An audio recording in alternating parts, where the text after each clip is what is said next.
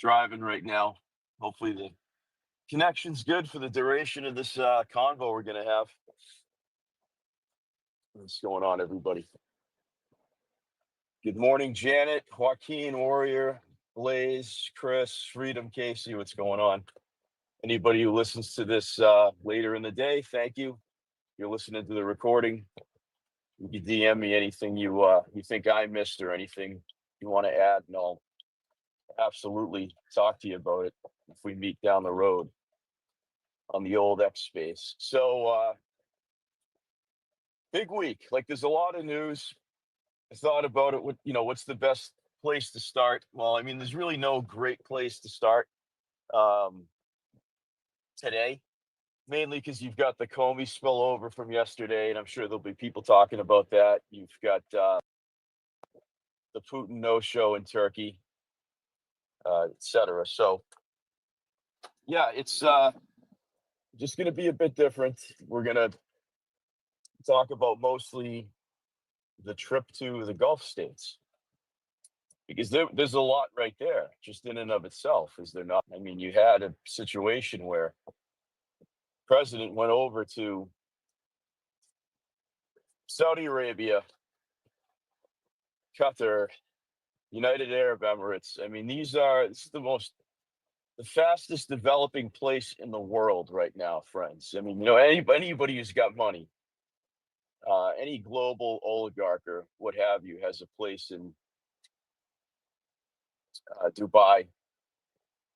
I think the second richest man in the world, or I think they're neck and neck with Elon, is some Emir or somebody in Saudi Arabia, I think.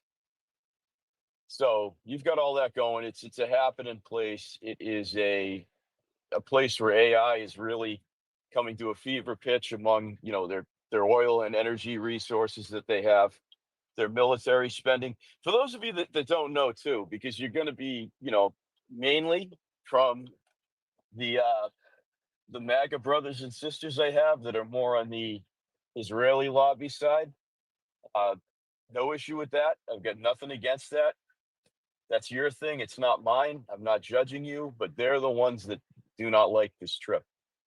And they're the ones that are making a big deal about the potential of that tricked out Air Force One possible Boeing plane, that jet that you've seen that's like a palace, right? So without going down that road too much, I'll just say we already do a lot of business with the Gulf states. If you recall, in 2017, Trump's first diplomatic trip, I think, period, not to Europe, not to Africa, uh, nowhere else, not to Latin America. His first stop was Saudi Arabia. Remember the sword dancing they did? And he's really close with the prince there. So just to set the stage, it's not like he's choosing to get in bed with tyrants. These are people that have paid the United States an exorbitant amount of money for military and technology, among other things. So that's very, very important here to keep in mind, that it's not Qatar is not like the side chick of the week for Trump. Just so you know. Anyway, and they've got their issues. I'm not going to sit here and support any of these places, just so you're aware. I'm like America first, like all of you. So it's not about saying, oh well, it's okay because it's Trump. No, I mean, all these countries have problems. They've all supported Wahhabism at one time or another, directly or indirectly, and they probably still are. Okay, so let's just talk like adults here, and let's look at the bigger picture. The bigger picture is as follows. The bigger picture is we've totally, not only have we isolated Iran by hanging out in the Gulf, and by the way, I think Trump is going to walk away with around 2 trillion or more in investments. So not a bad little Monday through Friday jaunt to the Persian Gulf, is it? Or the Arabian Gulf, as he's calling it now. He's too much. We'll get into that later. So I just want to let you friends know that this was not about getting his ego stroked. This was not about the pomp and circumstance. This was about the fact that we are doing commerce. We've boxed out Iran, and a bankrupt Iran is uh, a subdued Iran. Again, we'll get into that, and also China. Now you're probably wondering why. He's in the Persian Gulf. What does that have anything to do with China? Well, it's got a lot to do with China because you have to understand what our allies and foes alike are noticing that there are two paths right now on planet Earth in 2025. It's the United States path or it's the China path. There's no option C. I get into this all the time with our maybe friends from Europe or our friends from Canada. They seem to think that there's this option C. We don't have to choose Trump and the Americans or Xi Jinping and the Chinese. There's a third path, and we're gonna no, it's not happening, guys. They're the two biggest economies in the world. Russia's made their choice. India's made their choice. These smaller nations, like not so much smaller in terms of land mass, but in terms of GDP. Uh, the countries that decided to go with BRICS, I'm laughing at them because they're acting like they're at a ice cream stand and there's all these flavors they could choose from. What people don't get that are outside of Asia and the United States is that your countries, if you're a European in here, for example, your economies exist because of China and the United States. All right, you've become consumer nations only, particularly in the European Union. The UK is not part of the European Union anymore as of 2015. So I know we like to block them in with France and Germany, but that's not the case, at least on paper. Brexit. Remember, guys. So uh, England, for all their faults, at least they're taking a step in the right direction with the trade deal they signed last week with the United States. These other countries are searching for, they want to just fight it out on their own, and what they're finding is their economies can't exist without the United States and or China and or India. It's usually a combination of those three. So UAE, uh, Saudi, and Qatar are a little bit different because they're rich in oil, they're rich in resources, and they build a lot. Europe doesn't build anything. The other thing with these Gulf states is, again, I'm just trying to take a step back and give you a neutral explanation of them. They have not compromised their culture like Europe has. Now you could say, well, you've got Islam all over Europe. Well, that's very true. So what does that tell you? I'm not. It tells you that the Arab nations are smarter than the European nations. I mean, look at how the prince dresses, still in his traditional garb. He's not wearing a you know $50,000 suit to meet with Trump. They haven't compromised themselves. Not a judgment, not a compliment, not a critique. I'm just telling you. Meanwhile, if one of these dignitaries from the Gulf or from Iran went to Europe, if there's a female prime minister, they would wear a fucking hijab. So who's the smarter, the Europeans or the Arabs at this point? For better or for worse, it's the Arabs, and they're actually producing um, AI at a rapid pace, friends. Okay, so it's very, very important that we're friends with this region. We're not approving of how they treat women. We're not approving of, I don't approve of any radical Abrahamic religion, radical Judaism, radical Christianity, radical Islam. I denounce all of the above. Okay, so I would denounce a European Christian nation that didn't allow women to divorce if the husband was beating the shit out of her. That's just as bad as hijabs and not allowing women to go to college. Just because they worship Jesus and not Mohammed doesn't make it better. And I think in the United States we do these mental gymnastics to make excuses for Christian and Jewish fanaticism as well. They're all equally worthless to me. I'm just the reason I'm telling you this, guys, is so you know where I'm coming from.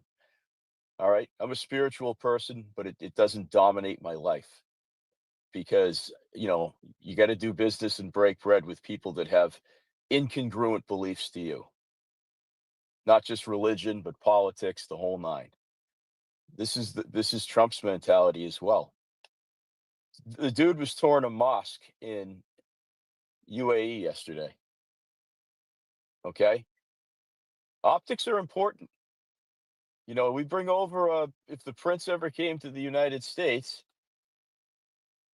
you know, or if he goes to France on a diplomatic trip, they're going to take him to the refurbished Notre Dame.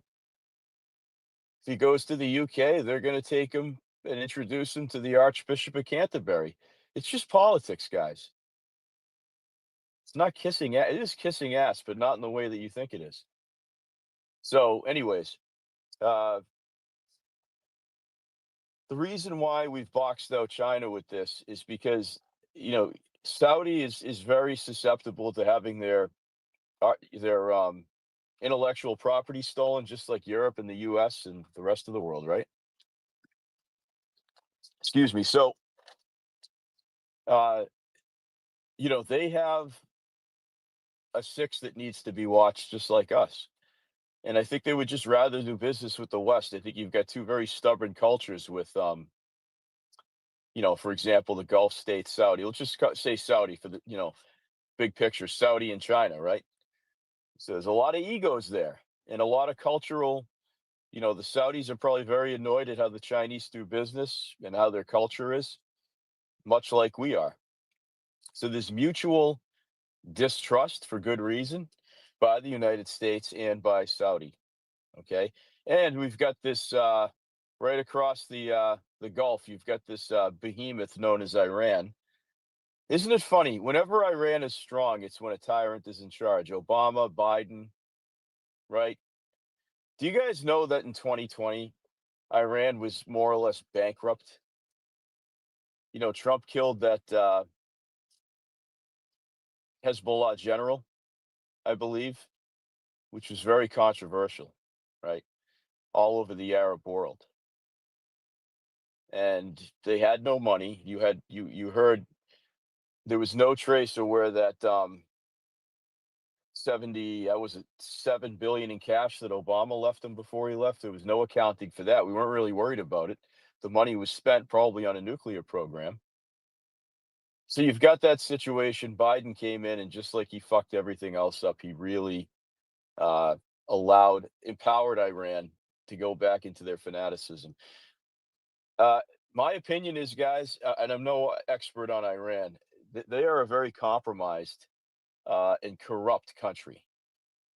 And they're being propped up by, whether it's Turkey, Syria, Russia, a combination, all of the above, usually.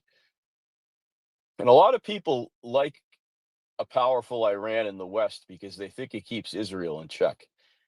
They're not wrong about that, but you have to remember something. You want to see Iran be as strong, develop nuclear. A lot of Europeans do for some reason. A lot of Europeans, like in Mario's space, they love the concept of a nuclear Iran because they think Israel will stop blackmailing and bribing politicians worldwide. They might not be wrong about that, but I would just offer you this. You're putting a lot of faith if you think Israel's corrupt, holy shit, we haven't even scratched the surface on Iran. Make no mistake, friends. The Ayatollahs have not been in charge of that country for 46 years because of their just awesome policy that empowers the Iranian people. I mean, it's quite the opposite. If you think Israel's a tyrant, you're cheering on a tyrant to checkmate a tyrant. It never squared with me. And I'm a pretty pragmatic guy that really doesn't like any government outside of my own. So, uh, yeah, it doesn't make sense. It's like, you know, Satan and Lucifer are having a cage match, and I'm putting my money on Satan. It's just okay, whatever, man. We both lose if they go to war, you know. So we want to avoid that, and Saudi has no interest in Iran getting more powerful as well. So there's the big picture, guys. It's a problem area of the world. Here's the difference. The Saudis can sit down and conduct business and not act like animals for a week. Iran's not capable of doing that. So therein lies the problem. So we have a huge interest in maintaining what's going on over there. So it was a diplomatic trip that Trump was on. It was a commerce trip that Trump was on. Uh, it was great. Okay, so you're looking at an energy investment, an AI investment. Uh, I'm not a huge AI guy, just on principle. I eventually think, like with all things, it's going to get out of control. But you know me, I like making these AI pictures on Grok, so I can't be a hypocrite about it. I do think they're doing some awesome stuff, and even though I have zero desire to go to Dubai, some of their beaches, man, holy shit! As a beach aficionado, man, those beaches in Dubai look. I mean, they look unreal. Perfect white sand, perfect beaches. I know the atmosphere is not that good. It's all smog. Uh, because of oil pumping and all that, and they don't have an EPA over there. But man, just go on YouTube and look at some Dubai beaches, man. That is, man, I would roast myself on that beach for like a month, you know. And yeah, we'll take a look. They're doing some awesome stuff over there, guys. And here's the thing: you don't even need to rationalize it because it doesn't matter what us plebs think, because people are spending a fuck ton of money in that part of the world, billions. Okay, possibly a trillion collectively.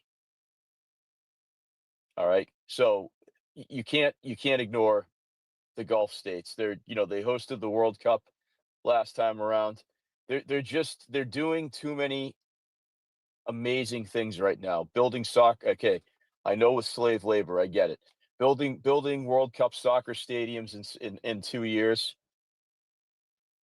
You know, their real estate market. I learned this on a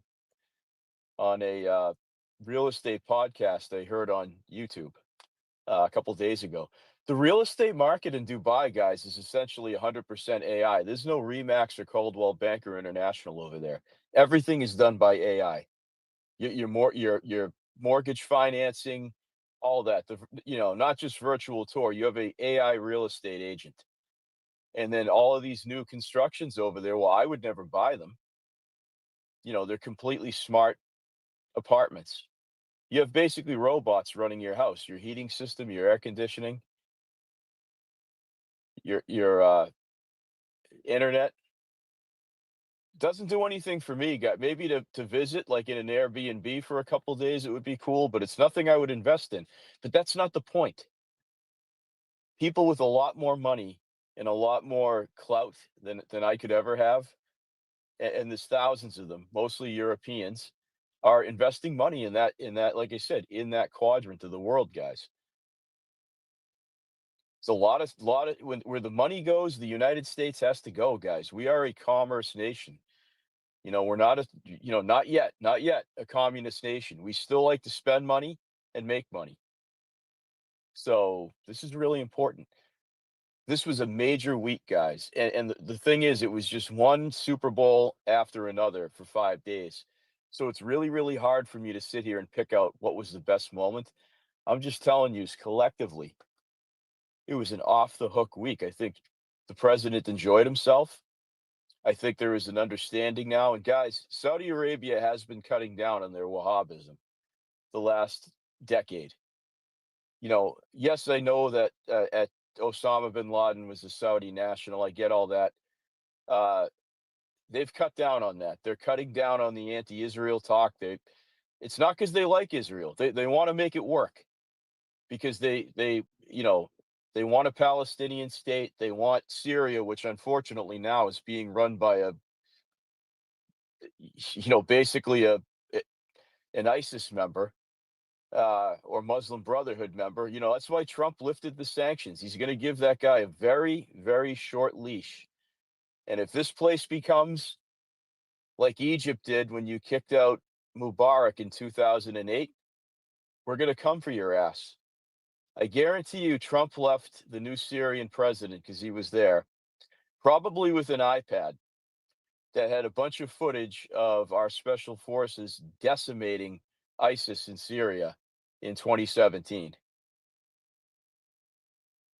So as much as that new Syrian president looks like an absolute Muslim Brotherhood puppet or ISIS puppet or whatever, Wahhabist puppet. He's on a very short leash over there. And sanctioning Syria is going to do nothing, guys. I mean, we barely do any commerce with them. It's symbolic. It's a gay flex. It's stupid. Just take the sanctions off, and if the guy manages to stay alive and keep his head for a year or two, and keeps ISIS out of Damascus, and you've got pressure there from Lebanon and Jordan and Egypt for him to behave, fine. I can't go over there and rescue every woman in Syria that's forced into a niqab or a hijab, guys. All right, we can't do that. We have to get out of that George Bush cowboy mentality. It's very unfortunate. I don't respect it. I don't support it. But I have no control over what you know a, a, a dude in Syria does with his husband and his daughters any more than I have the control over a Mormon in Utah who's a polygamist. I have enough problems just getting navigating my own life with the people in it.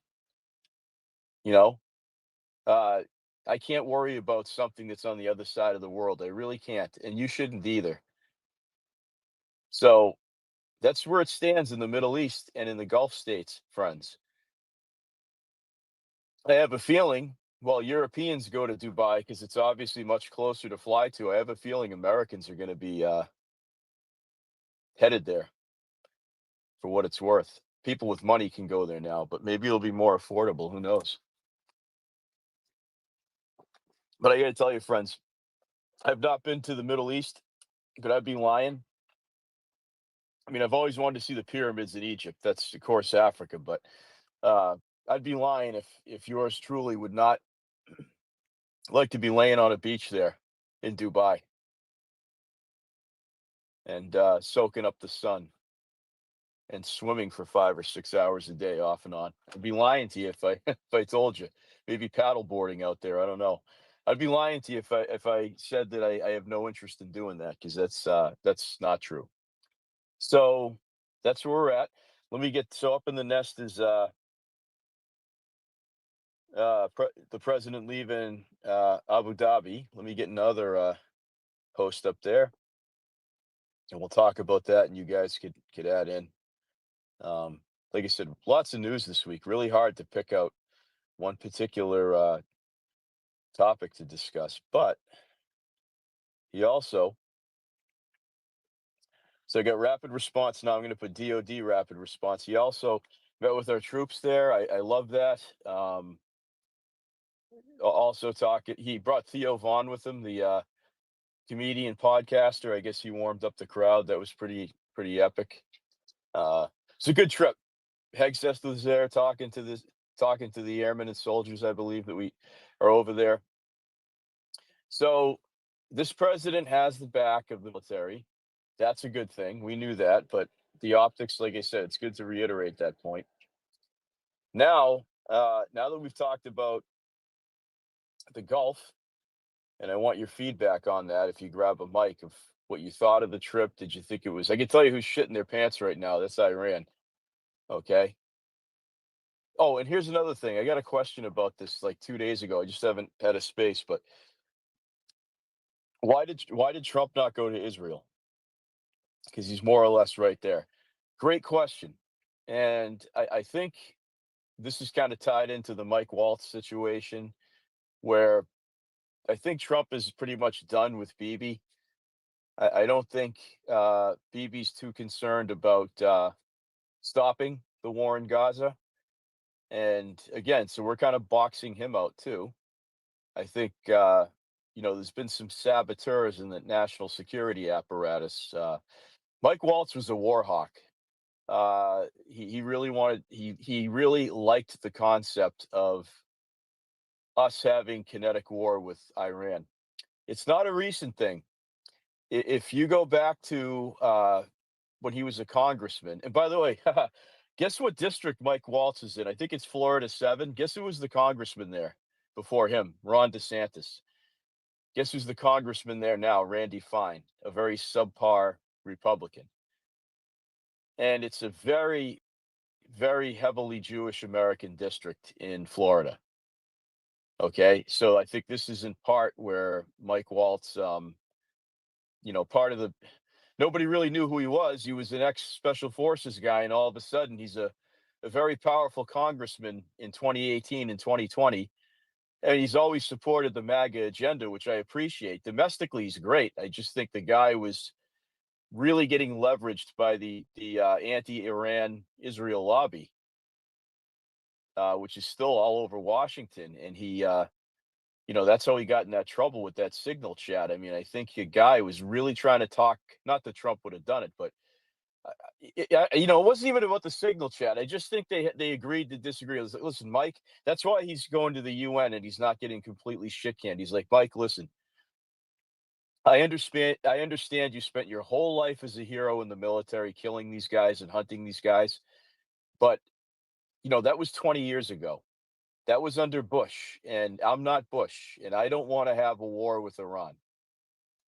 So, you're a nice guy. You're just not my guy anymore. You notice too, the Surgeon General nominee, who was taking another role with RFK now, that's Mike Waltz's sister-in-law. And I didn't need Laura Loomer to find that out.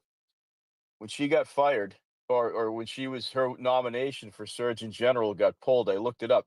Her sister is married to Mike Waltz, and her other sister is married to Scott Stapp, who is the lead singer of Creed. Just for who gives a fuck uh, categories there.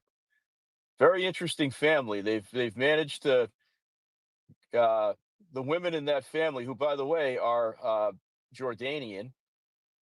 So Dr. Jeanette Neshawat is a Jordanian Christian from Florida, and obviously her sisters are too. Who is Jordan's main ally? Israel.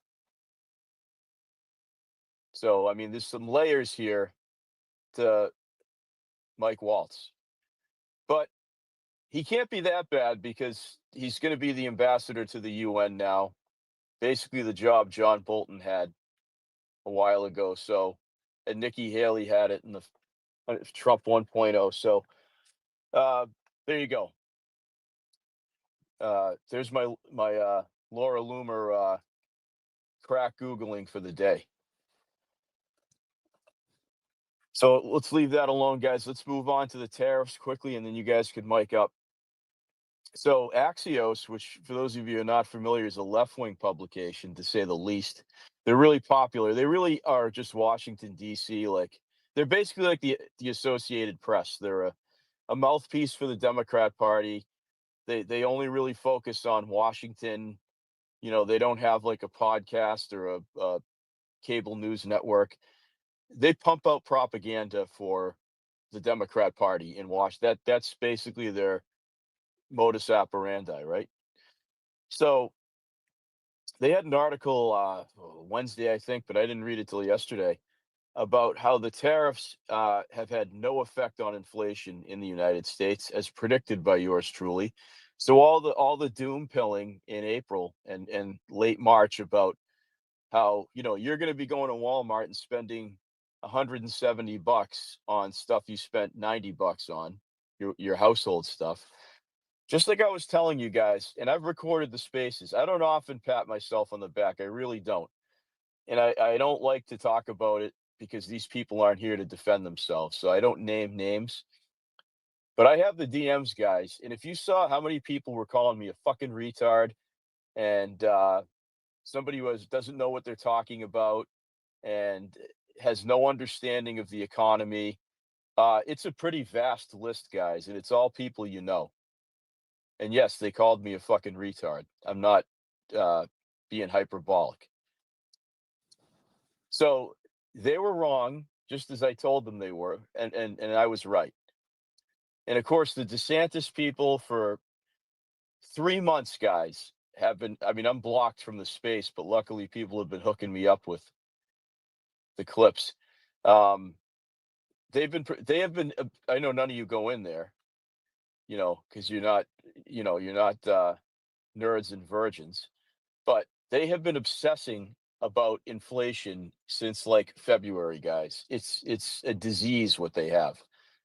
They have TDS worse than any Democrat I've ever seen in my life. I mean, they make the Krasensteins seem like people with red hats at MAGA rallies, right? So they've been fully expecting Trump to crash the economy, and in April when Dave Portnoy had his little meltdown because he lost $7 million in one day, um, that gave them fuel for another 30 days of propaganda spaces. And of course, you've got the libertarians like Massey and Rand Paul. They're not helping, uh, etc. I complain about them enough. I won't do it today. So they're all wrong, guys. They're all panicking. They were all incorrect. Now, why was I correct?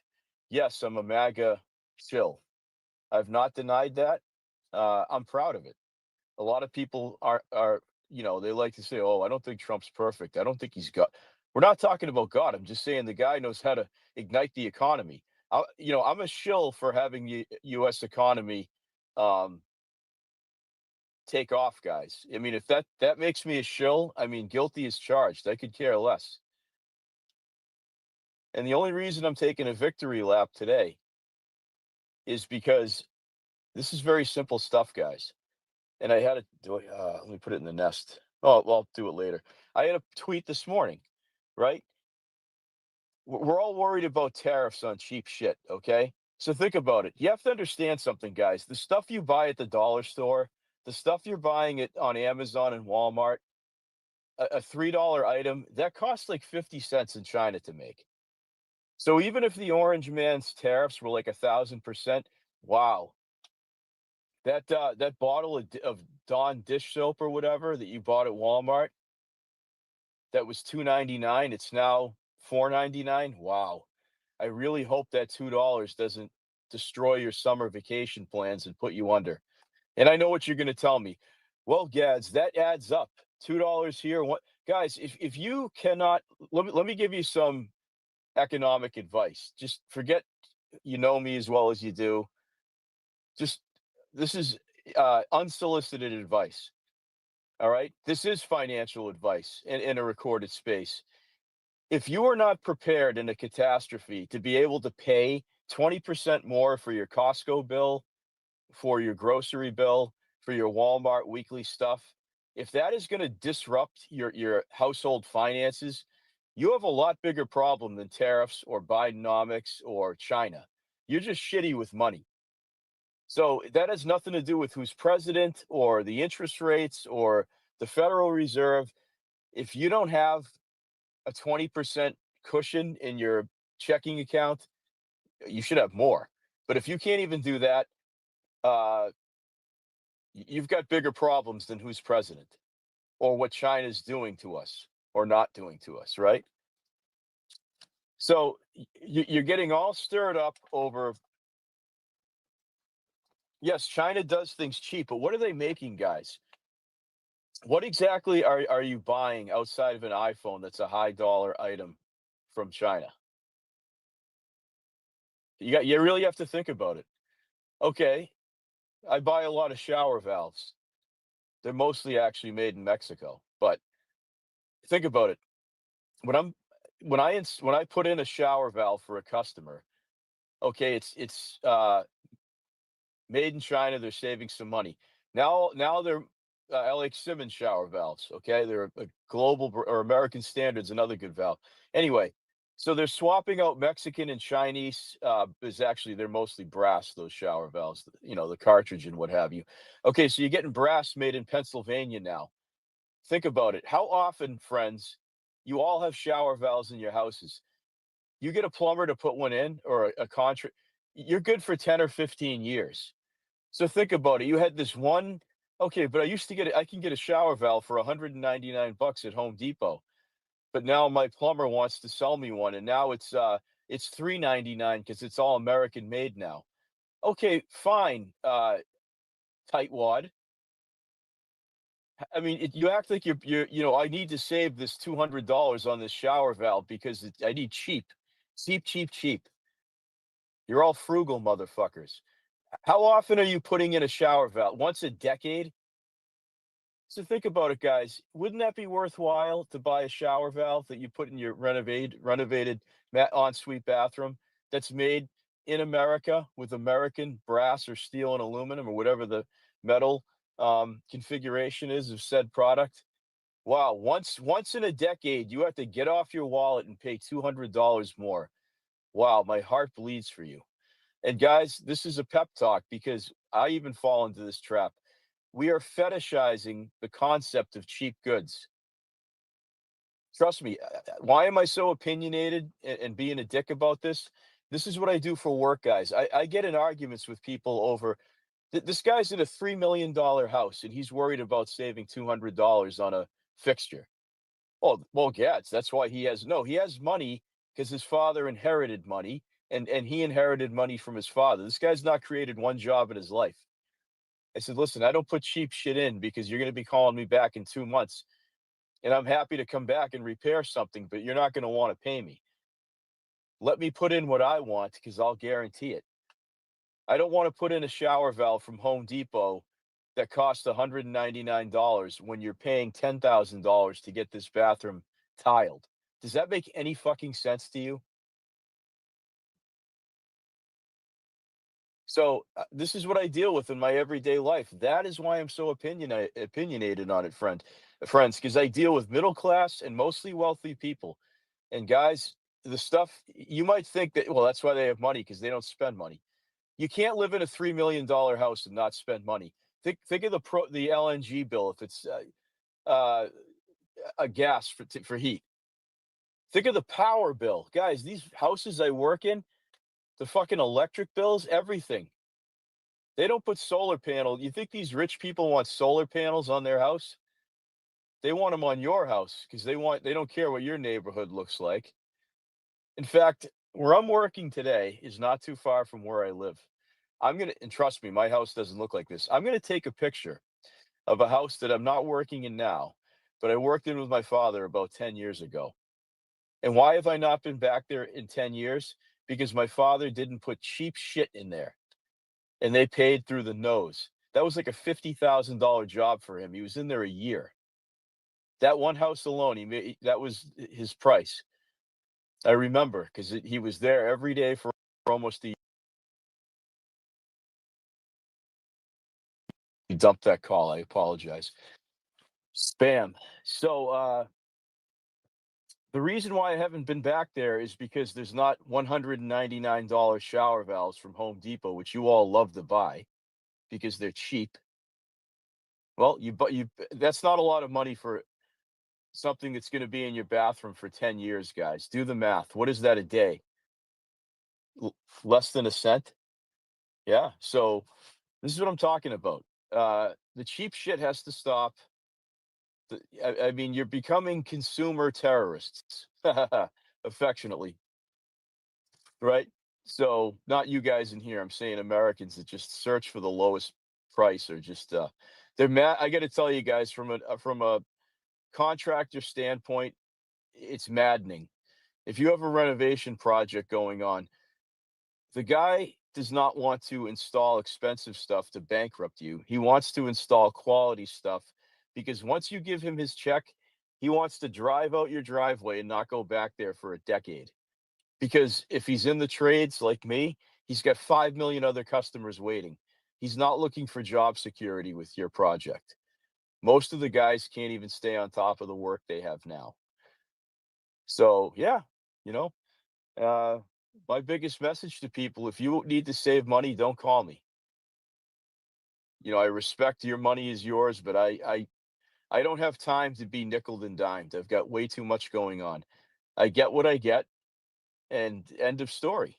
Nobody's forcing you to hire me. I'm not waiting by my phone for work. So this is the concept, guys. The tariffs are working. By the way, it was either Qatar or UAE that's going to build a steel and aluminum factory in the United States because they want to avoid the tariff. What a concept. And by the way, guys, these Gulf companies, they don't give a shit about, they have enough fact. What did Trump say yesterday about India? He had an argument with Tim Cook on Wednesday, the CEO of Apple, He's like, Tim, what do we had this great deal. You just said you were going to open up a factory in North Carolina and Arizona and Tennessee, and I believe in Texas. Okay, and now I see you're building a bigger factory in India. What's the story? So Trump wasn't happy with him, and he got him to say, "Oh, we've been very good to you. You're avoiding massive tariffs by building those factories in the United States and hiring American workers. That was our agreement. What's this backdoor shit with India?" And he goes, "Don't worry about India. India's fine. They've got plenty of money. They've probably got more liquidity than the United States does right now." So these guys want to save on, and I'll end it here, and you guys, Mike here. These guys want to save money on labor, but what they're not understanding is what Tim Cook doesn't understand, which is surprising to me because he's insanely bright. You're not the CEO of Apple because you're a retard or you're a puppet. You have to have some intellect to bring to the table to carry on Steve Jobs' vision. All right. So Americans cannot live without iPhones or what have you. And they don't care how much they are. It's like having a car or having heat and hot water in your house. It's a commodity that we can't live without anymore. Don't be ashamed to say it, guys. I'm talking to you on an iPhone right now, probably made in China. And what have I said before? This is a repeat. I'm sorry for some of yous. Fucking, it doesn't matter if this phone is 2 grand or 4 grand to me. I don't pay that cost. Do you know who pays the cost of this? My customers ultimately. And I finance it. I have the cash to pay for an iPhone if it's 1800, 18 bucks or 4,000. I have the cash. No problem at all. I'll go to my bank right now and make a withdrawal if it's 4 grand. So, what's the price you put on something you might take for granted, friends? So, what I think the president said to Tim Cook was, "Look, uh, charge what you want. The American people don't give a fuck. They're going to buy them. So it does. You do you, Tim. But I'm going to tell you, you build that factory in India, you're going to have problems. You're going to have massive problems, and we're going to tariff the shit out of those phones." So I don't know. Hopefully, cooler heads prevail. I mean, I wasn't too happy when I heard that, but I'm very, very happy Trump said it publicly in Abu Dhabi yesterday.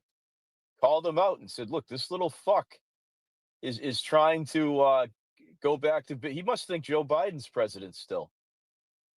Oh yeah, we'll do these little piddly ass factories that in Tennessee that'll be 1,100 jobs, but the real big factory is going to be in India, and it's going to have employ 50,000 slaves,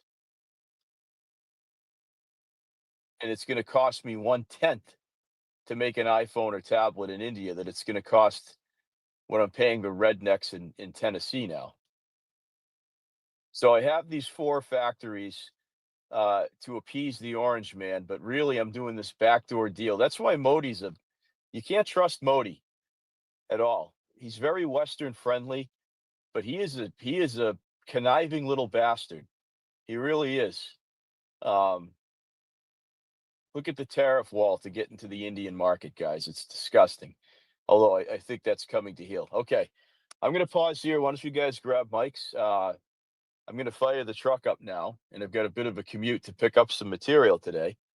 So if somebody wants to co-host for me, so we don't lose the space, or if I rug, you could pop in, keep the conversation going. You don't have to do nothing. Just how it is with me. Just hang tight unless people can't hear me. So just let me know if you can do that. Grab a mic. Let me see where you're at, friends. I need to know where you're at with this. It's important stuff. I don't want to talk for 2 hours. All right. Get some speakers up. And anybody else? All right, let me quest here. I'll be your co-host, Okay. Gads. All right. Sweet Bob. I'll send you the invite. Thanks. We're just gonna go like another. Oh, it should take me about 40 minutes to drive there if there's no traffic, so won't be too long. All right, Bob. Thanks. Yeah, I'll probably rug because I'm gonna go down a country road for about 7 or 8 miles, so I don't know how the signal's gonna be. Threat, you're the first up, buddy. What's up? Hey, good morning, everyone. Man, I couldn't agree with you more about cheap shit. And, I spent most of my life because I was very ignorant. And I mean that in the literal sense when it comes to finances and planning my future and actually giving a shit about, what I was going to do with my life. And it's only been in the last, 7 or 8 years that I really got my shit together. But anyways, it's these are hard lessons to learn, man. I mean, I had my kitchen remodeled 2 years ago, and I cheaped out on the cabinets, right? And they looked great when they were new out of the box, but they're cheap. And now you look at them now, and we don't abuse our home. You look at them now, and you think they were 10 years old. And so, what's going to happen is I'm going to get really sick and tired of looking at them, probably in the next year or two, and I'm going to go through the same fucking process again, only to get good cabinets. And that now I will have spent probably 2.5 times more than I would have if I would have just bought nicer cabinets in the first place. These are hard lessons to learn, but I take that philosophy now on anything I buy, even if it's groceries, right? I don't buy the cheap $3.99 eggs, with the chickens that are spend their lives in a 12-inch cage. I spend 3 times that so I can get the nice, organic, healthy, cage-free, free-range eggs that are filled with nutrients and taste a lot better. So it is a mindset I think that many Americans really have to change how they think about these things, because we have become addicted to cheap, because cheap means we can buy more of it and we can just throw it away when it when we're tired with it or it breaks. But who wants to live that way? It's an argument I have with my wife all the time, because she still thinks in the cheap mode, and so we butt heads about certain purchases all the time. And slowly she's coming my way, but it's it is a change of philosophy. And yeah, cheap cabinets look great when they're brand new, but after a couple of years and the handles start to wiggle loose because the wood is so soft, you realize this was a huge waste of money. Well, here's the good news, Threat, is you might not be paying more for new kitchen cabinets if they're made in the US, right? That's the best part. You might break even on the product cost. I don't know what the labor cost. I know you're in Arizona. I don't know what guys make out there uh, compared to here. But that's the good news, is if you do that project in a year or two, you might not be paying. I mean, you're paying more money because, like you said, you're doing it twice in a short span. But uh, yeah, a lot of cabinets. Like if you guys go with a Lowe's or a Home Depot kitchen, their high end stuff I think is mostly made in Mexico, I do believe, or Vietnam. And a lot of the facing on that, well, the is some sort of composite, like a particle board, which means it's not.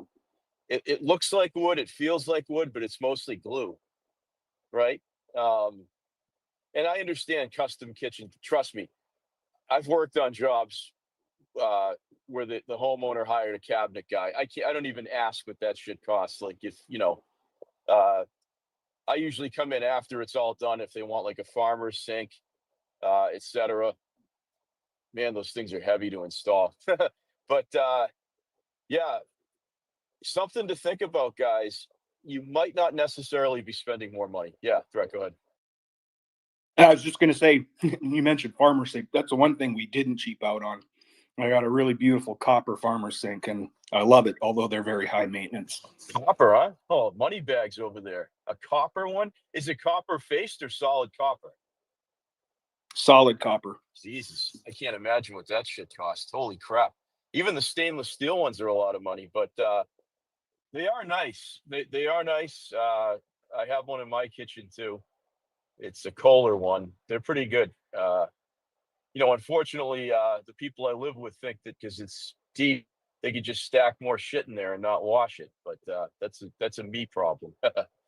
Yeah, threat. So that's the story. I've never been afraid of paying money for stuff I like. Uh, and I'm not a big Amazon guy. I'm really not. I really make a conscious effort to try and go to the direct website, right? Particularly with the or what a concept. I go to an organic store where a bunch of hippies sell me vitamins and minerals that are like sourced so organically, and you would be shocked. Guys, I'm in there with 7 bottles. It's $100. Like the turmeric I like, the zinc I buy, uh, etc. Knack, a few of the other things I'm on, just a daily the mineral stack I like.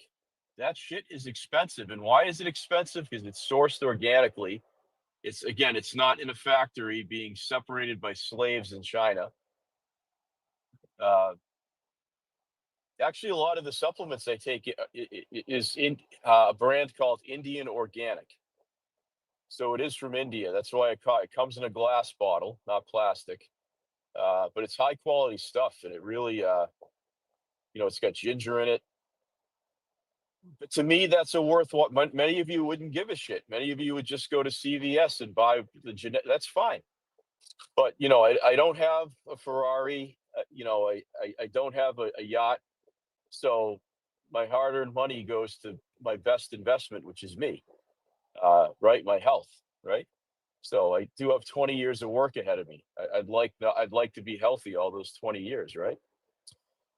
So getting back to Saudi, and guys, feel free to mic up here. Getting back to Saudi, you would have to think there's a military component to this, and you'd be correct. And I brought up the point earlier about kind of checkmating Iran, which is exactly what's happening. But also, I can't remember which of the 3 countries it was, maybe Qatar, but we are going to be selling them a lot of military equipment, right? They already are buying, like, it's not about nation building. Like, it's just about, as you can see, the Gulf states are very, very, they invest a lot of money into their air forces, uh, anything aviation, they spend a lot of money on, whether it's for military or civilian domestic use, commercial or military. Okay, avionics, that'll be a big part of it. Energy. Also, I think that what Trump is trying to do is to get these Gulf states to embrace the concept of opening factories in the United States. Because as much as I'm a big fan of this economic policy, not every company is going to have the wherewithal. I mean, the auto industries, they'll be fine, but some industries will not be able to resurrect, resurrect factories or whatever, or infrastructure here. Whereas again, how fast did Qatar build the soccer stadiums for the World Cup? They started in like 2012 and they were done just after what was it, the 2022 World Cup where Argentina won? Yeah, it took them less than a decade, and they started from scratch. And they basically built a World Cup city in 9 years, guys. 9 years. They built a city to host the World Cup in a fucking desert in the middle of nowhere in that country. They built like a mini Dubai with soccer stadiums. Now,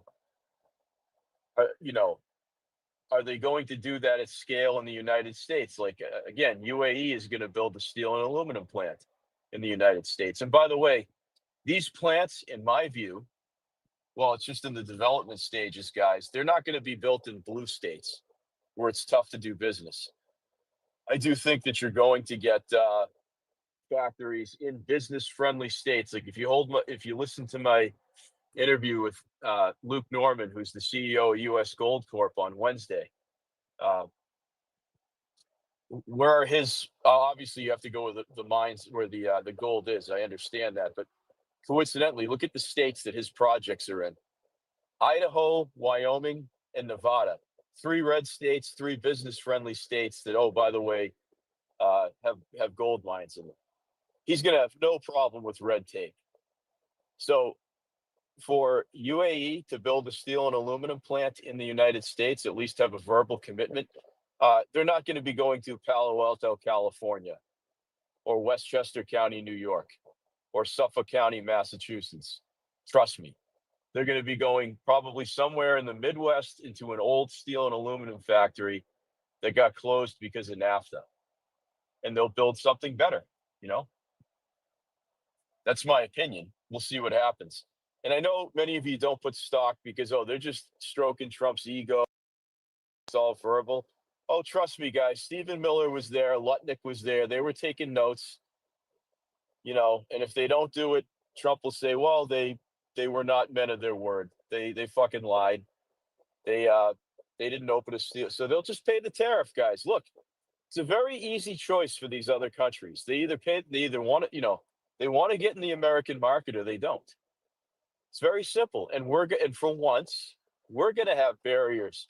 What did Trump say 2 weeks ago? It was a very profound statement that, you know, because there's so much news and it's so hard to keep on top of, particularly with him and his orbit. He goes, look, I'm just the shopkeeper and I have the keys to the store. And the customers are outside the store. I'm paraphrasing. He said the customers, whether it is Mexico, whether it's India, whether it's China. I think this was right before the agreement in place from Geneva with China last weekend. He said, you know, I have all these great products and all these great customers. And what I have on the outside of my storefront is a bunch of customers, i.e. the exporters like China, India, et cetera, that are salivating, looking to get into my store, i.e. the $20 trillion a year American consumer market. So it was so profound. Sometimes the simplest things are the best lessons, guys. And I could not have summarized it any better myself. So that's where we're at. We are the ones with the leverage play of the economy, guys. You want to get into this market. And look, we had 145% tariffs on China for a whole month. And guess what, guys? The world didn't end. Your shit on Amazon didn't go up $20. There was no short-term inflation. There was no long-term inflation. Stock market collapsed, bounce collapsed, and finally Trump pulls his third back in and he removed the tariffs on China. So say that again. Didn't you hear? Stock market crashed, bounce crashed, so he can't rent money anymore, and he pulled back his third back in, so he removed the tariffs on China. Because China doesn't play with. They know how to play Trump, just like they play Trump in Saudi Arabia. Just kiss his ass, just make him feeling good, and he do everything you do. He's so fucking easy. You see it with the Ukraine. Russian war, praising Putin, putting down Ukraine, and now he can't stop the war, which he said, I will do it in 24 hours. We have I know for a lot of Americans, Trump is a cult, so they follow him blindly. Like Trump said, I could shoot somebody on 38 whatever street. And nobody of my followers will give a fuck. Yeah, so you like the little masochist that likes to see Ukrainians and Russians pile up in body bags. So yes. Oh, you like that? So here we have a sociopath. No. Trump would stop it in 24 hours. But if you kiss Putin's ass and say to Zelensky, you must say thank you. You must say thank you. Thank you for what? Biden gave those weapons. Trump tried to stop those weapon trades because he wants the dirt on Hillary first from Ukraine. So you think think Trump really gives a fuck about the people dying in Ukraine? No, he doesn't. Yes, they do. No, he doesn't. Otherwise, he would put pressure on Putin to stop the war. But he only put pressure on Zelensky to surrender. So. Okay, take a breath, dude. Doesn't work that way, man. Don't have a stroke. Don't bust a nut. I don't have a stroke. I'm just talking Hi. No, you're having a stroke because you've No, been I'm not having a stroke, guy. I'm 30. I'm not gonna die. I'm not American. I eat healthy. I'm not a fat fuck. Relax, relax. Well, you're breathing hard like a fat fuck. So just Yes, sit of down, course. I'm talking and a lot. Sporting today, so are you gonna get personal on me? yeah, Are I you am gonna gonna get get. personal Yeah, on me because you don't have any real arguments? Come on, guy. That's no, weak. I'm about to Go on. educate. I'm about to educate Yes, you. educate me. But guess what? Not You're about my educated. health. Okay, watch this. My health is great. Relax. I'm done. Okay, Michael, you can stay here, and I'll bring you back up. So you're gonna learn something here. This is the big tell. You sound like a Euro potentially. You think that Trump doesn't have the dirt on Hillary with Ukraine? Dude, you're fucking 10 years behind Trump. There is nothing that Zelensky or Poroshenko or anybody else in Ukraine can. Hillary's irrelevant. Dude, you're talking 2015. The stock market crashed. It was a one. Do you understand that it was a 1% drop in a month? All that drama. You need to learn how to read economic charts. And so I see that you're a big fan of Putin and you're a big fan of body bags and people dying. This is a very good humanitarian message for you. Yes, I do think that Trump cares about people dying because he's acting like it. If he didn't care about people dying, whether they're Russian, and by the way, uh, Kremlin propaganda runs deep. They learned a lot about agitprop during the Soviet Union USSR years. There are plenty of Russians that have died. Look at the pictures. Look at the artillery fire. So I've never bought this. One Russian is dying to every 100 Ukrainians. They're clearly the bigger fighting force. So what's the alternative? We just let them kill each other. Well, it might come to that, but I'm going to tell you, Michael, it's not going to be pretty. It's not going to be pretty. And are we a civilized world or not? I guess you're all right with the chaos in the civilized world. My president's not. See how I explain that without busting a nut? It's very, very simple. You're very, very triggered by the concept of peace. I wonder why. Very, very triggered by the concept of peace. Did he bounce? Yeah, I don't see him in here, guys. Yeah. So that's too bad. I was going to have him. He had to put his sleep apnea mask on or something. I don't know. Well, I muted his mic. I muted his mic, but that lasted 2 seconds, and he was right back at you. So. Yeah, XRP. He's a crypto guy. That's why you see in his. I looked at his bio briefly. He's an XRP guy. His beloved little meme coin took a dip in value for a month. A European crypto bro. He lost. He lost a couple thousand in April because of the tariffs. So he's all. You're rugging a bit right now, Gads. No, we can't hear you at all. If you can hear me, we can't hear you. Okay, I think you're back. Do a mic check, Gads. We can't hear you.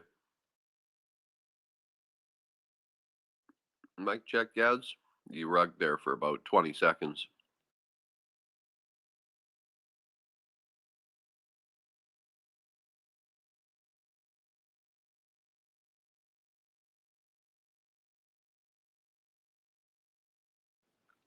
Well, Jan, you've got 0 followers, 0 following. Caution, this account has been behaving like in an unusual manner. Warning, so you're not going to get a mic. Sorry.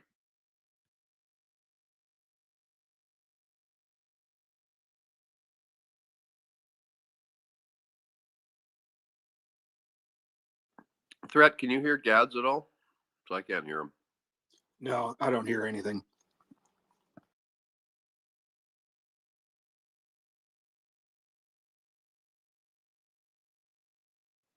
Technical difficulties. Please stand by.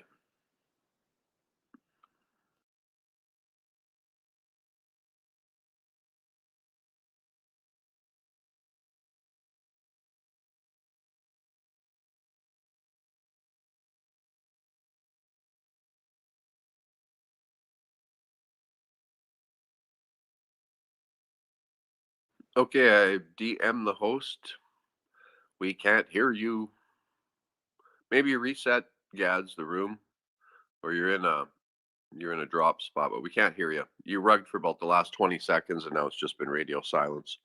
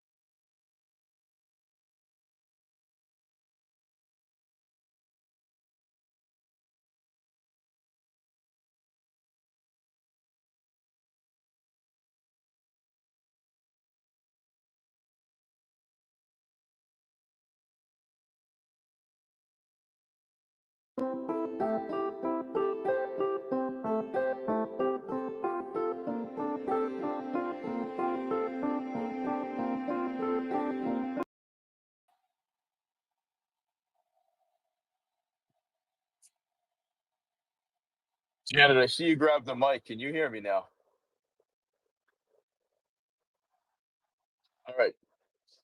Yeah, that whole thing completely collapsed on me. That space closed without me closing it. Strange.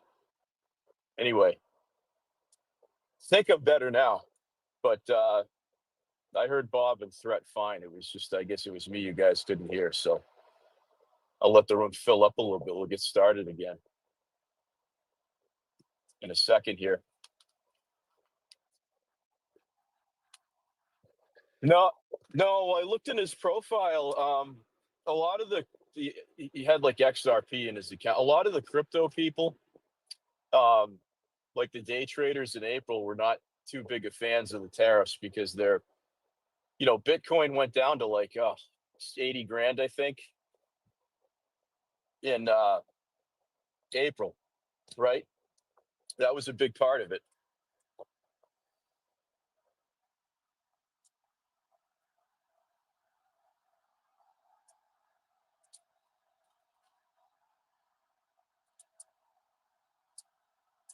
Excuse me 1 second. Just making sure my power cord's in. All right. Should be good. I'll just wait for a couple more people to get in that I sent invites to. People are asking, what happened? What happened?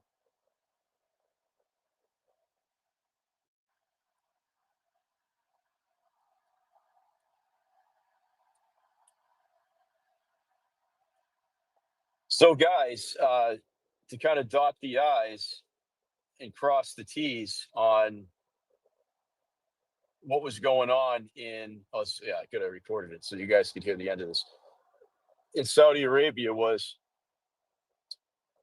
I talked about the economics end of it. I talked about the, kind of like the defense end of it. Like, we're going to have a partnership economically with Saudi Arabia and the Gulf states to circumvent whatever Iran's going to do or not going to do, right? That's the big part of it. Now, let's take this one step further because it's a big ball of wax here that we have to chip away at. And that is that when we're doing business with these countries, okay, and we're getting a reciprocal investment, like you said, I think it's combined $2 trillion, right? And we're going to invest the money and sell them some stuff. That makes them a bit beholden to us, right? Because I haven't looked at the data, but I don't think that the Gulf states have had this level of investment with the United States with trade at any point, right? At least in the last 30 some odd years. So we've gone from having like minimal trade with some of the, not so much Saudi because of the oil, but I'm talking about the other Gulf states, to major investments. Okay, so that at this point, the Gulf states are growing faster than Europe did at scale in the 20th century. Their economies, I mean. So I think a lot of, you'd think that because we're closer allies with the European countries, and we're met, for what it's worth, we're members of NATO or whatever, that we would have better trade relations with them, and we don't, and we haven't. And we're probably not going to anymore. It's just returning the page on that.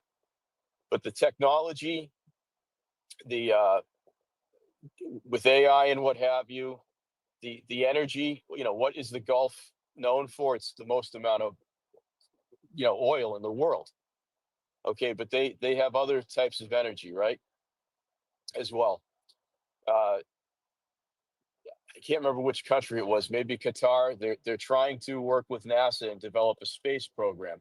Whatever. Some of you might think that that's a boondoggle or whatever, but it's an investment in the country. It's, in theory, it's strengthening that country's economy, having a space program. Many of you might not care about that, but it provides a lot of, they'll undoubtedly be buying material from the United States. So this is all good, guys. He really covered the bases on this trip, I guess, is what I'm getting at. Economically, militarily, he was letting the prince know that, look, we'll remove sanctions on Syria. That's a big deal for Saudi Arabia. Is the United States, regardless of who was president, has always had this kind of relationship where, okay, we're going to be friendly with Jordan and Egypt and Israel and fuck everybody else. We can't be like that right now. So we're in a position right now where, to get back to what that dude who was flipping out was saying, we have to end these wars. Okay, because I have to take the humanity out of it, which is the most important, for a second. Wars are bad for business. They bleed economies. Okay, the sponsor nations and Ukraine is never going to get. That's going to take a generation to rebuild Ukraine. Okay, just right off the bat. Gaza, I mean, it's less of a landmass, but holy shit, there's nothing there anymore, guys. The human life is the most important, but the cost of rebuilding these nations is severe, right? And who pays for them? You think Ukraine has any money to pay for their rebuild whenever that happened? I'm sorry it wasn't in 24 hours like what's his name wanted. How about Gaza, the Gaza Strip, leveled? It looks like a nuclear war, guys. It just happened there. I know you've all seen the. So, like I said, it's bad for business.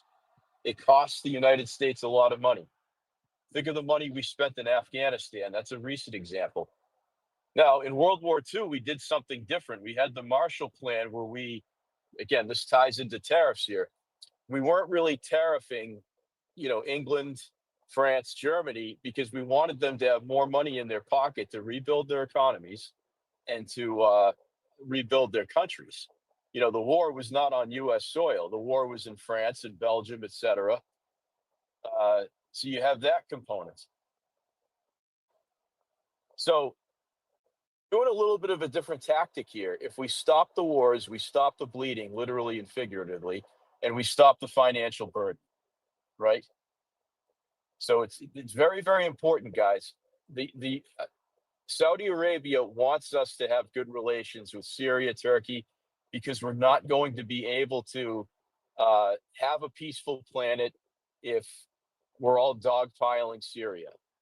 I know many of you are probably like, oh, why is Trump lifting the sanctions? If we don't do a lot of trade with them anyway, and it's more symbolic. If we sanction Syria, the UK would sanction Syria, France, Greece, you name it.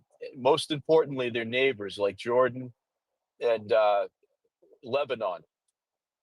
They won't do it, but I mean, it's just the NATO nations would feel pressure. The United States leads the way. And if we're not tariffing, or not tariffing, if we don't have economic sanctions and we're not squeezing Syria, which doesn't have a pot to piss in right now, that downstream pressure will embolden the other NATO countries, alliances to do the same. Just like Trump said in Saudi Arabia, give that country a fighting chance. If the guy can't,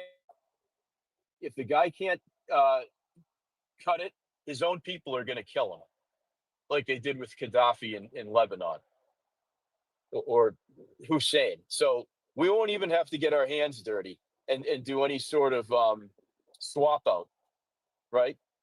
And put some puppet government in there. Take the sanctions off. The guy has no excuses. Well, the United States is sanctioning us, so Europe's sanctioning us, and we can't make any money, and nobody will trade with us. So what does that happen? What happens to Syria? They have no hope. When they have no hope, who comes in and fills that vacuum? ISIS or the Muslim Brotherhood or one of these offshoots. That's what's going to happen. It's we have a blueprint on the Middle East, guys, the Levant in particular. Whenever there's despair economically, the Wahhabis go in there. That's what Trump doesn't want, because then it's all about anti-Western sentiment. Like I said, you have to remove your distaste for women that are covered up and their lifestyle. Nobody's asking you to live in Damascus. Nobody's asking you to convert to Islam. You have to let those people be. Let them figure it out. We have enough problems with keeping men out of women's sports in college in the United States. I can't worry about what a Syrian husband makes his wife wear. I don't have the bandwidth for that right now, and you shouldn't either. It's very hard to do because we've spent 20 years with these people as the enemy for good reason, in part, but not anymore. Now it's just senseless killing. So with that threat, go ahead, man. You were speaking last time. Oh, hey, I kind of forgot what I was going to talk about, but oh yeah, I mean to the point of Trump's approach in the Middle East, I think part of the problem, and I would apply this to people like Mark Levin, who's going batshit crazy that bombs aren't already dropping everywhere, is that particularly Americans have been sort of conditioned over the last few decades, to think that the Middle East are all crazy. They're 100% at fault for everything bad going on in the Middle East, and the only solution is military intervention and forever wars and occupation and control, so on and so forth. And I think that Trump's trying the exact opposite of that on this visit. And I guess we'll find out in the probably not too distant future of how successful that tactic will be. If things do settle down and we start to see more peace and prosperity for the people in that region, and there's less strife and less wars and less terrorism happening, then we'll know we were hoodwinked for 30 or 40 years, and the people who were behind those policies probably should be rounded up and charged with crimes against humanity. But yeah, I just think that some people they're having a visceral reaction to why aren't we bombing these cities? Why isn't Iran a glass parking lot already? Well, because they've been conditioned to think that that's the only viable solution, and I think Trump's proving, what, I don't think it is. I think what he's doing is what we should have been doing a long time ago, and not meddling and intervening and causing strife and trying to control governments. Yeah, I mean, I agree 100%. I mean, and if there's ever a deal to be made with Iran, which I think is unlikely, because the Iranian people really need to overthrow that regime that's been in power since 1979. We can't do it. They have to do it. They've tried, but it's a stranglehold over there. But anyway, he would make a deal with Iran in a similar fashion. It's no good, guys, for us to be at war in that quadrant. I mean, that's why this trip was so historic. You got a appetizer of it in 2017 when he did the sword dance, and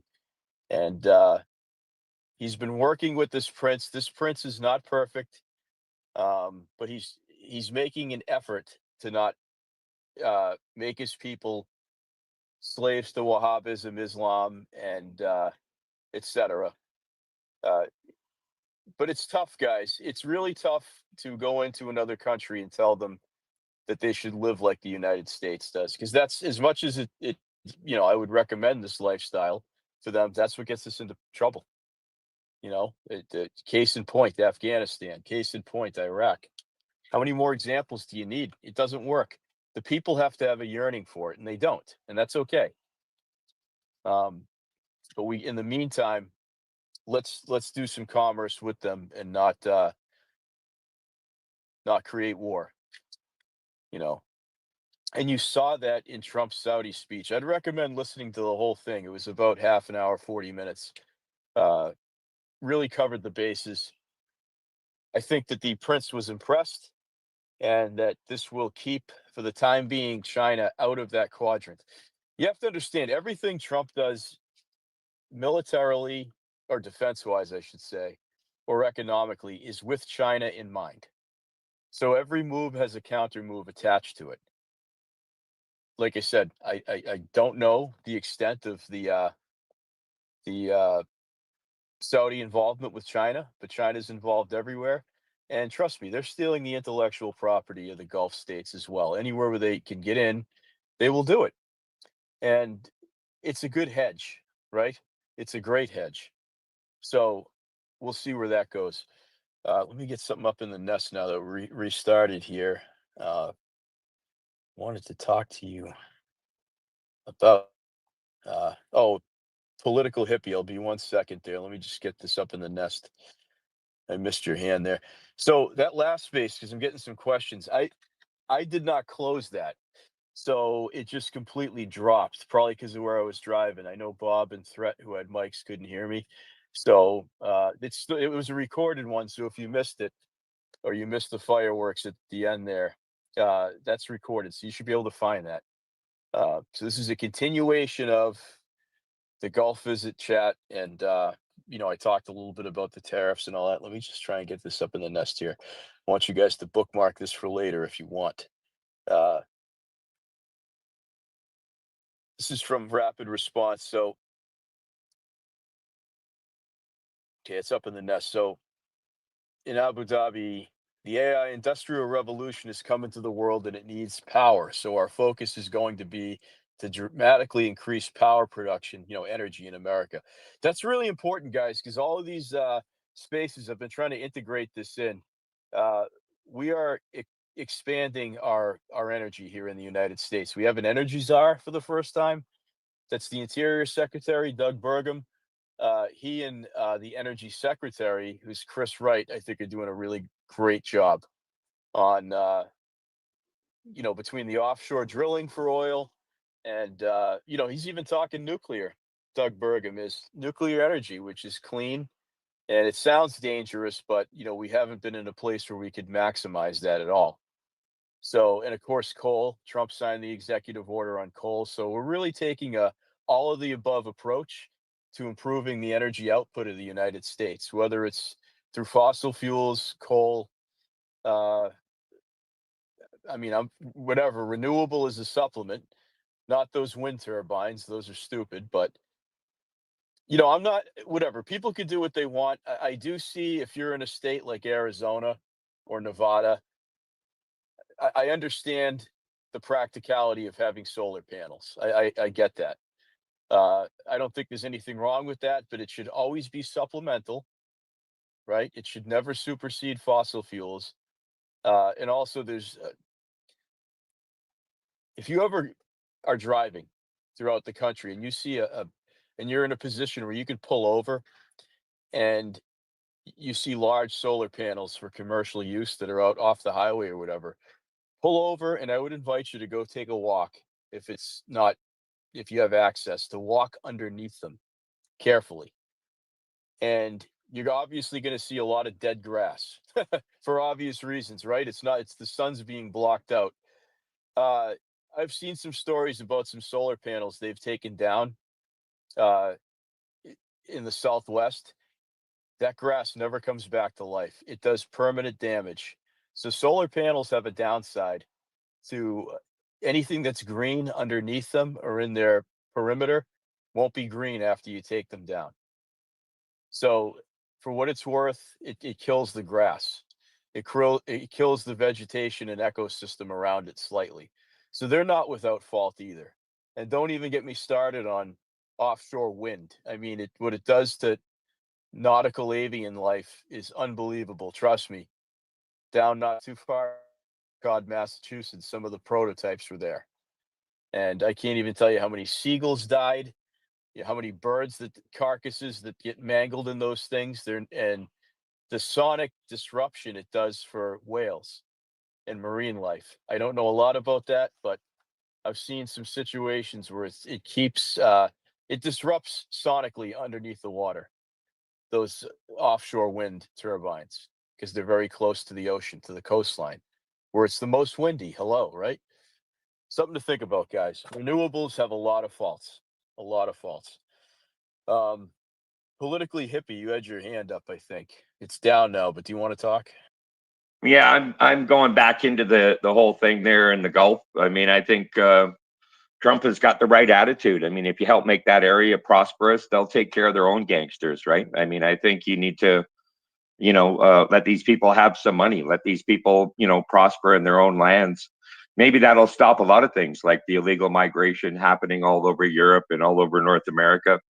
I think as well, he's attacking China, I mean, and Russia. I mean, the whole deal with Syria is a kick in the balls for Russia.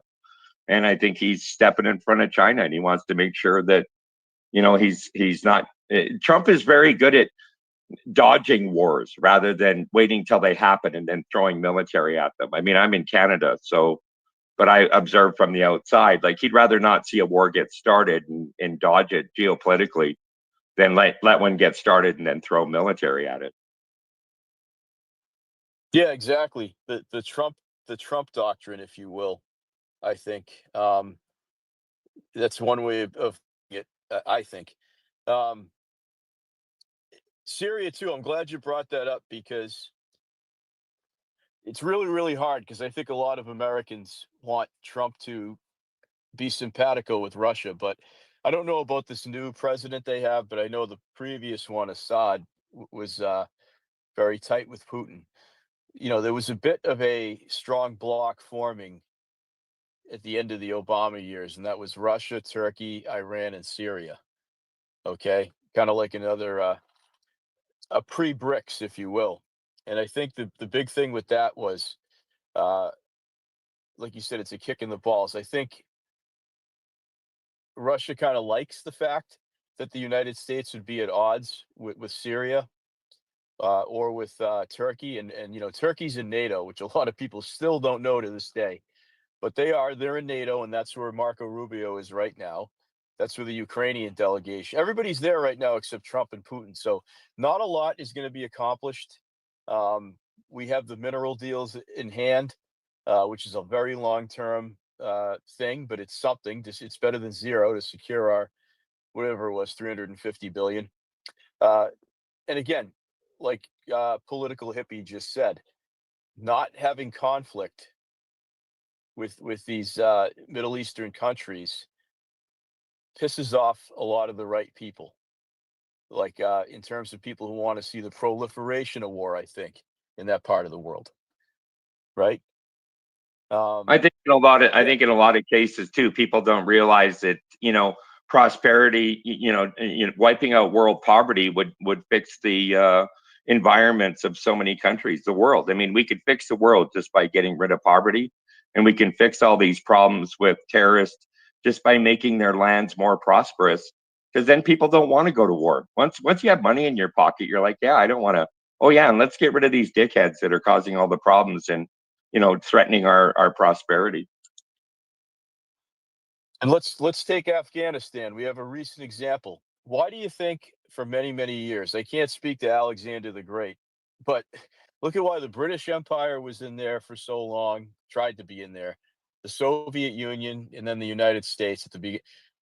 Look at their breakdown of rare earth minerals and raw material and opium. Okay, for a different, subject for a different day. But there's a reason why all these empires tried to conquer Afghanistan. It's for what's in the ground there, what it offers. It's not because they want to make the lives better and it became a multifaceted terrorist breeding ground between the CIA and other globalist initiatives, and then their own tribal fighting. So, and what did we learn? Well, the reason why the USSR fell, guys, is not because in 1989 Gorbachev woke up and said, "Oh, this Marxist Leninism doesn't work for me anymore."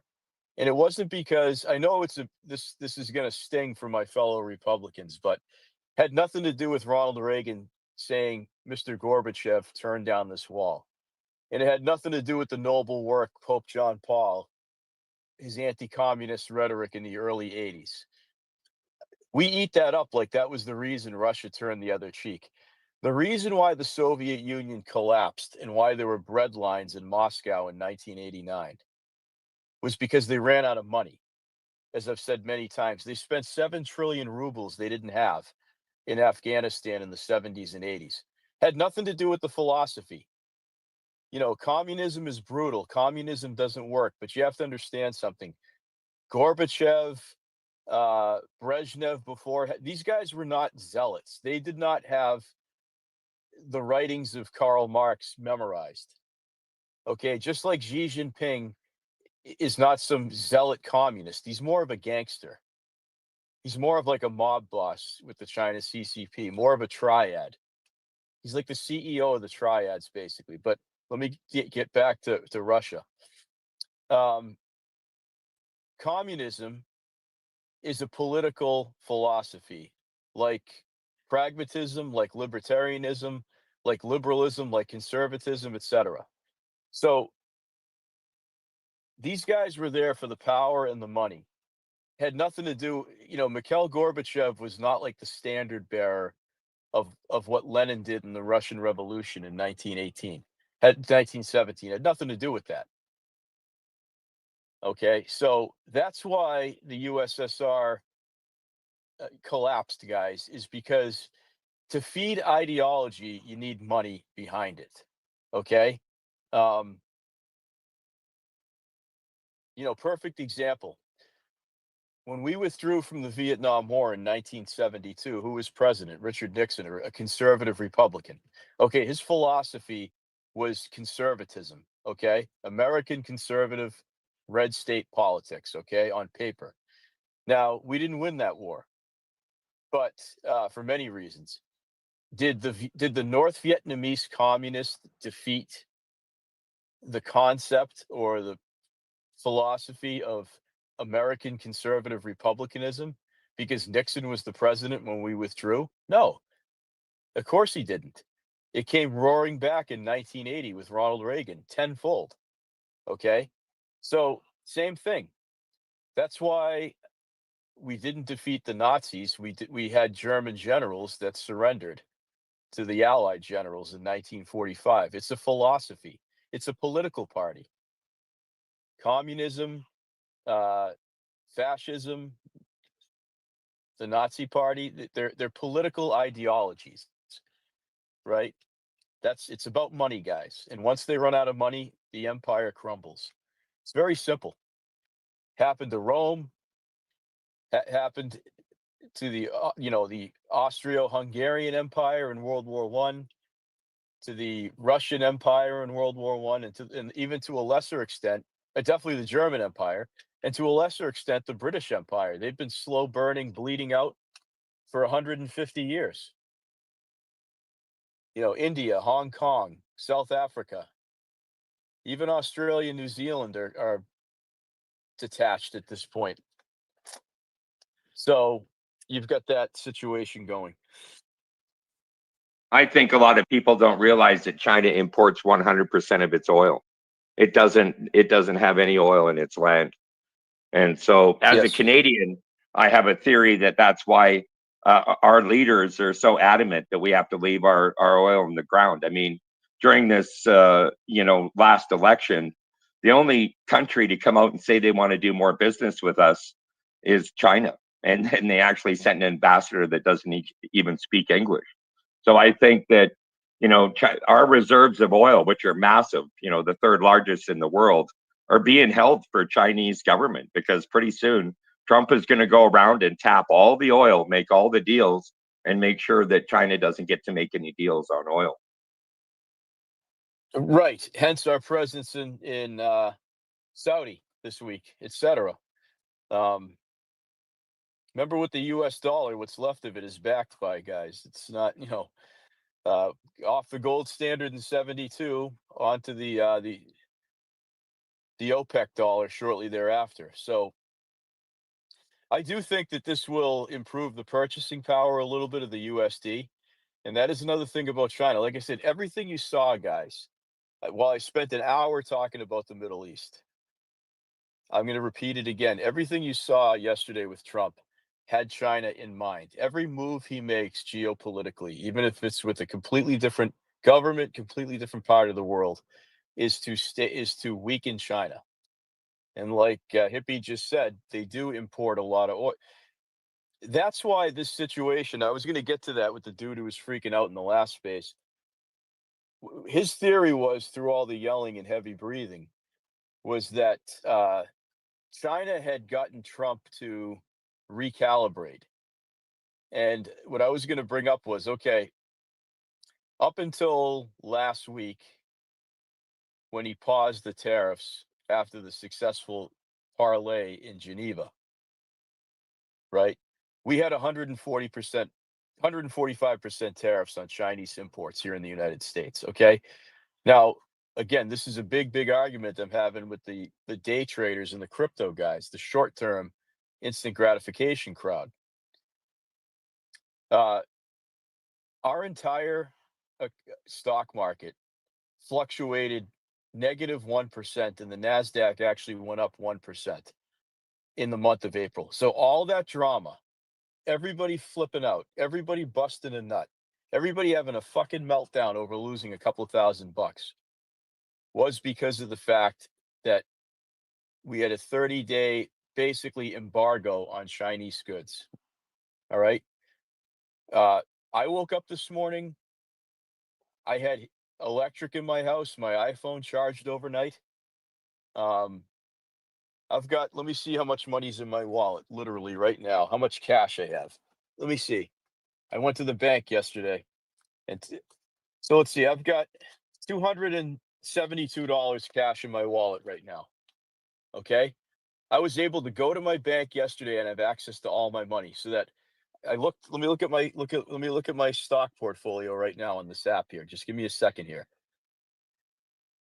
Yep, all my positions are still there. Some green, some red. They're all still there. Guess what? When I put the keys in the ignition, the truck started. You know what that means? I had gas that I can afford.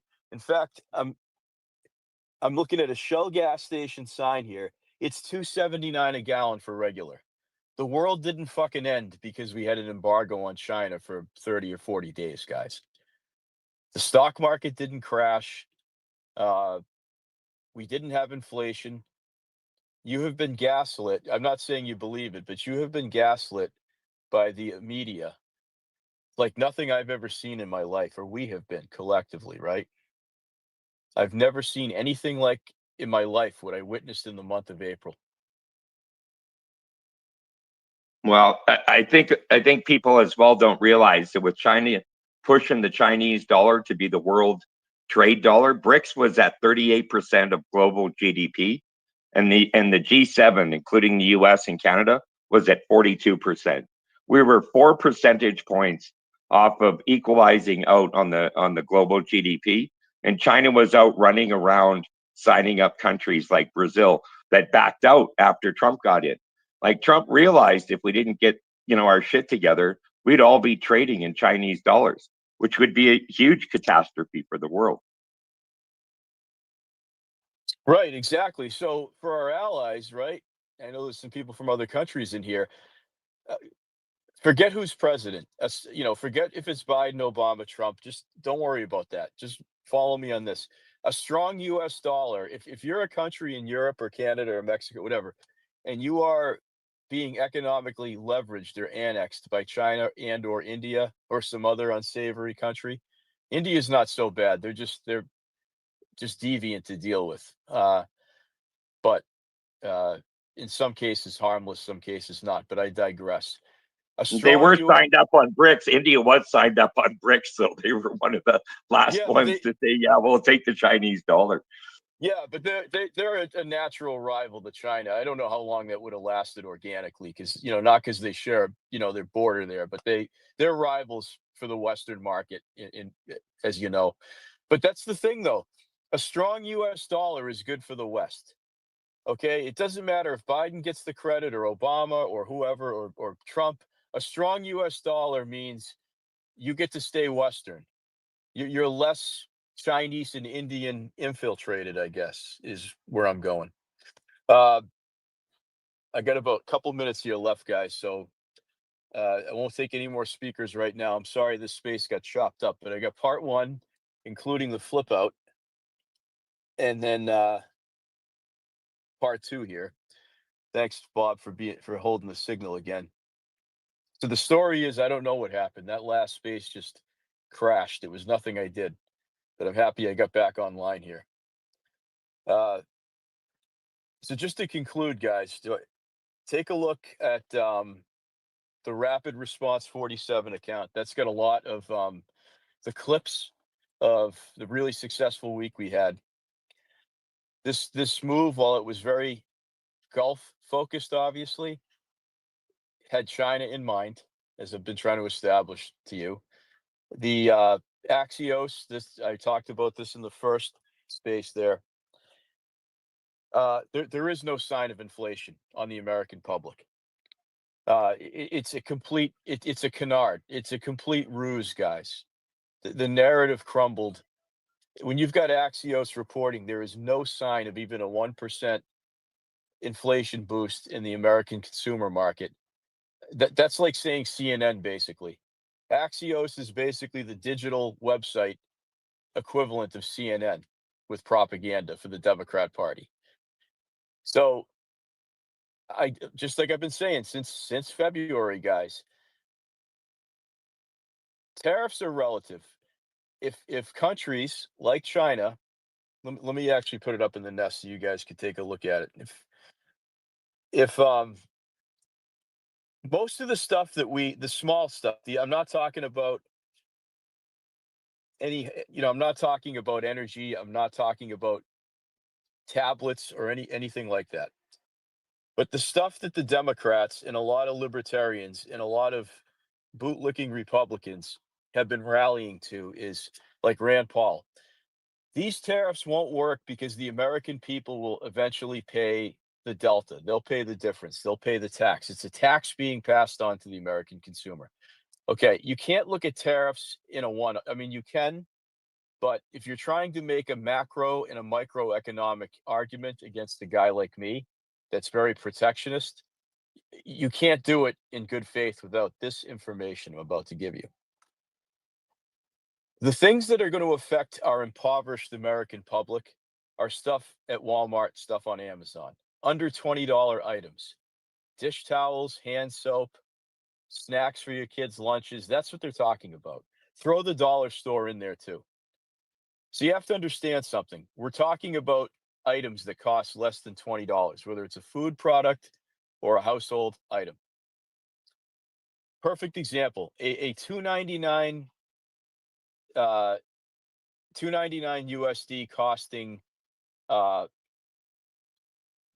of dish soap that's made in China. The plastic's made in China. It's an American company. The sticker's made in China. The plastic cap is made. It's a Chinese product with an American label that you buy at Walmart for cheap. Okay, you pay $2.99 for it at Walmart. Now think about it. Sam Walton's family are billionaires, and they will remain billionaires. So they're making their cut in allowing it to be in their volume of stores. Think about how many fucking Walmarts we have in the US. That $2.99 bottle of dish soap, guys, that was imported from China and sold as American by an American company, shame on them, Dawn dish soap. That probably cost about 50 cents to make in mainland China. So I don't really give a shit if Walmart or Dawn continues to make this dish soap in China and sell it in Walmart for make it $4.99. Who gives a shit? What did I try and tell you? If you are in a position where $2 is going to make or break your weekly budget on dish soap, you've got bigger problems than Orange Man's tariffs. You've got bigger problems than China trying to fuck us over. You've got bigger problems than the Federal Reserve or the globalists or Klaus Schwab. You are just fucking terrible with money and you need to reevaluate your household budget. So I say, bring on the $4.99 bottle of Dawn dish soap, which I use, by the way. I washed my breakfast dishes with it this morning that my wife probably got at Walmart. Okay? Uh, bring it on. You know why? Because like I said, I'm looking at a Shell gas station and I see $2.79 for regular unleaded per gallon. Now, 2 years ago under Biden, I was paying almost $4. So it's all even. I'm saving on gas, which I use more gas than I do Dawn dish soap. It's a more important commodity for me. I don't need to buy Dawn dish soap. I can just get a really good sponge, guys, and use hot water and make my skillet clean. I'm the only one that eats off of this skillet, or my family is, so it's the same 4 mouths that are eating out of it. So who gives a shit? That's the thing. People are getting you all wound up over stuff that costs $1. It might cost $3 now. Wow. Enjoy your bankruptcy. I mean, give me a fucking break here, guys. It's the media that's been doing that. It's been it's been people, libertarians that have been doing that. And for some reason, everybody's really, really worried about what Americans are going to spend now. Everybody's very concerned about what our budget is like. They're so worried because of Orange Man's recklessness that we're going to be spending more money at Walmart. Guys, the reason you go to Walmart is not to spend money in the first place. So what you're saying is it becomes a regular venue for it. I go to the Capitol Grill to have once or twice a year because it's expensive. Because I want a nice cowboy steak, a nice bone-in one, right? I don't go to the Capitol Grill.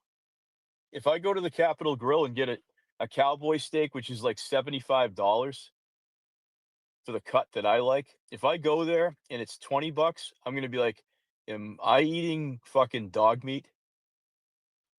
So my expectations is because it costs us as a family to go to this place like $500 because the food is expensive and good and great quality. I'm going in there with the expectation that I'm going to splurge there. When money is tight and I don't want to splurge, I don't go to the Capitol Grill. Do you understand what I'm saying, guys? So what you're saying is Walmart is going to level up and be a regular you're going to be paying mom and pop's prices at Walmart. What a concept. So in other words, you're living like we used to live when I lived as a kid in the 1980s when there was no Walmart. My mom actually had to go and pay market price for the dish towels she liked for our kitchen. Wow. And we weren't rich and we survived. And my parents had money to send me and my siblings to college. We paid some of it. They helped us out, all of us. So it can be done, guys. I don't buy in 2025 that the American people are so unresourceful that they can't live with this little minor reset. It's all about who cares what the prices is. If your gas, your groceries, and your rent or mortgage or whatever for a week, or no, let's do a month. It's easier.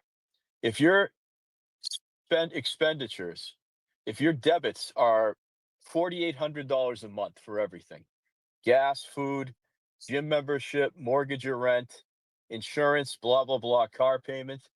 If that's $4,800 and your grocery bill is out of that 4,800, $800, where previously it was 600, but your gas expenditure per month was 150 instead of 350, it's still $4,800. It's a $200 delta. You're just going from one line item. Who gives a shit? It doesn't affect your budget. This is what I'm saying. You really have to look at this with a fine tooth comb and understand your expenditure is still $4,800 a month.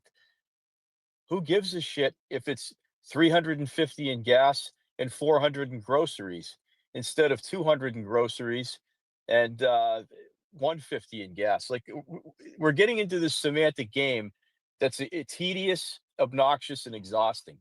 And it's not proving anybody's point who disagrees with me.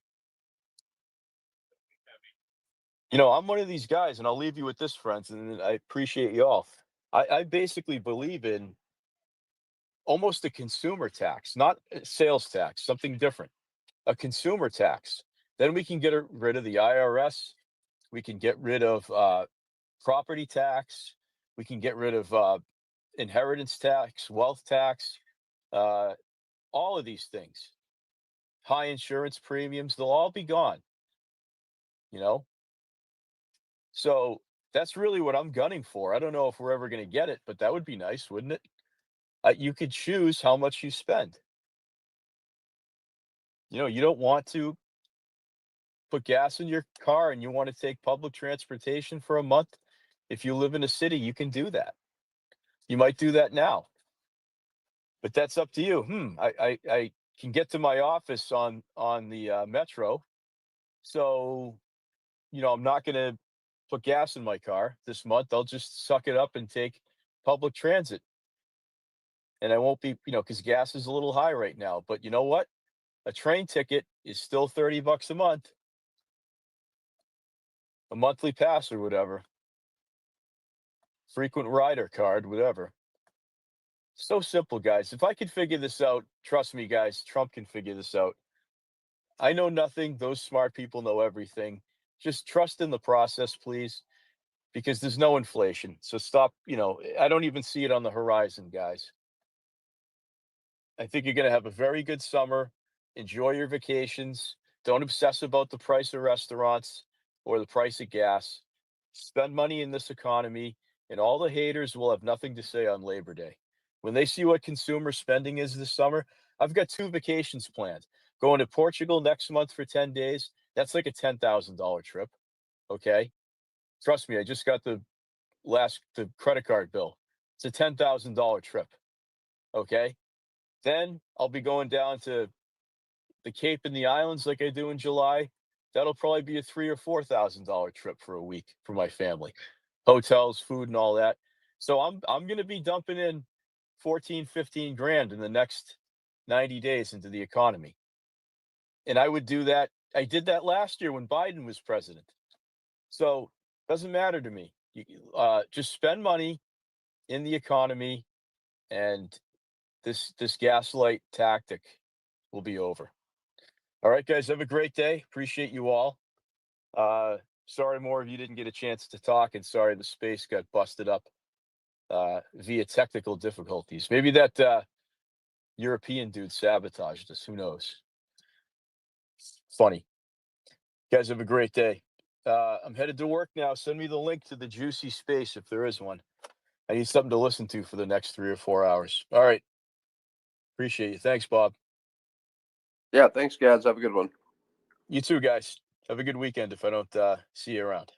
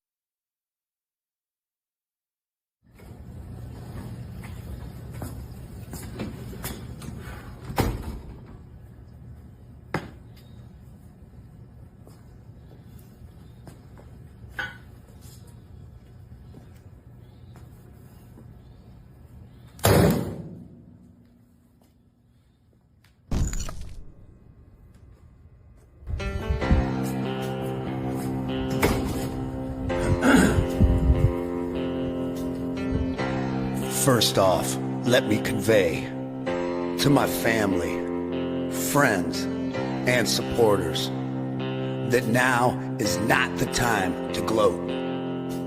We must remember that most of our left-leaning friends are good people who want the same things in life as we do, but simply think differently on how to get there. It is now time to be the bigger man, to extend an olive branch and unite all reasonable people of this great nation.